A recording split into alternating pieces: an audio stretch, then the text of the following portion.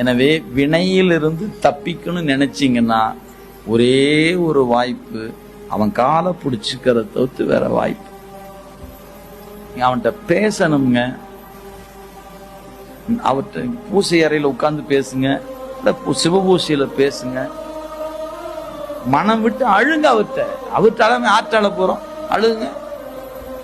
எனக்கு நான் தேரவே கூட நீ முடிவு பண்ணிட்டியா பெருமான நீ? அவர் அப்படிதான் கேட்கிறாரு. மாணிக்கவாசர் இப்படி எல்லாம் உட்கார்ந்துட்டு அழுகிறான்னு படிச்சு பாருங்க. எத்தனை இடம் வேணும், ஒவ்வொரு இடங்களையும் ஒவ்வொரு விதமால கேட்கிறார்.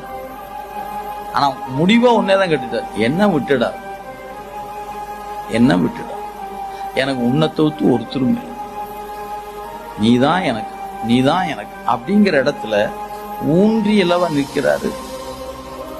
அந்த உணர்வு நம்ம